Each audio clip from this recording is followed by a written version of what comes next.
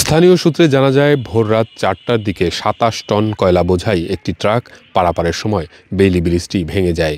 ব্রিজটি ভেঙে পড়ায় ইন্দুরকানী, কলারণ, সন্ন্যাসী হয়ে মোড়লগঞ্জ আঞ্চলিক সড়কে যান চলাচল বন্ধসহ দুর্ভোগে রয়েছেন কয়েক হাজার মানুষ। বান্ডেল থাকলে প্রতি সেনমানিতে টাকা বাঁচবে। বিকাশ সেনমানি বান্ডেল কিনে জিতুন প্রতি লেনদেনে। এই যে মানুষের আসা যাওয়া, ভোগান্তি, একজন এমার্জেন্সি রুগী আসলে কিভাবে তাকে নিয়ে যাওয়া যাবে সেটাও তো সমস্যা হয়ে পড়ছে। এখন এই যে যত তাড়াতাড়ি আমরা পারি 2, 4, 5, 7, 10 দিনের ভিতরে যদি না হয়, তাই এই অঞ্চলের মানুষ অনেক ভোগান্তি। আমাদের ব্রিজটা ভাঙ্গার দারুণ ক্ষতি হয়েছে। ওপারের লোক আসা যাওয়া বন্ধ, হাসপাতালে যাওয়া বন্ধ। আমরা চাই এটা তাড়াতাড়ি যেন এটা তাড়াতাড়ি করে। এখানে এসে আমরা বেড়াইতে আসলাম, এসে দেখি যে ব্রিজটা ভেঙে গেছে, তাই সমস্যা হচ্ছে সবার।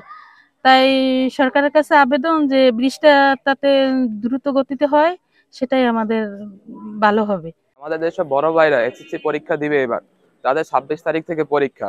তারা এই ব্রিজ ভাঙার কারণে পরীক্ষার জন্য অনেক দুশ্চিন্ত। এই 3 দিন হয়ে গেছে, এখনো পর্যন্ত ট্রাক তোলার কোনো পরিকল্পনা হয়নি। আমরা অনেক কষ্ট করে অনেক দূর দিয়ে ঘুরে আসতে হয়, তাও হেঁটে হেঁটে। আমাদের এই ব্রিজ ভাঙার কারণে অনেক সমস্যা হইতেছে, বাজারঘাটে আসা যায় না। এই একটা ব্রিজই আমাদের বাজারে আসার জন্য। কারণ আমাদের দাবি হলো অতি তাড়াতাড়ি এই ব্রিজটা নির্মাণ করে দেওয়ার জন্য। এই চণ্ডীপুর বাজারে আসতে আমাদের এই একটাই শুধু ব্রিজ, এই 3 রাস্তা দিয়েই একটা ব্রিজ পেরাই আমাকে বাজারে আসতে হয়। এই ব্রিজের ভাঙ্গার কারণে আমরা বাড়িতে বসে শুনছি ব্রিজ ভেঙে গেছে, তা আমরা বাজার কাছে আসতে পারি না। আজকে বাজারে আসছি, অনেক দূর ঘুরিয়া পায়ে হাঁটতে আসছি।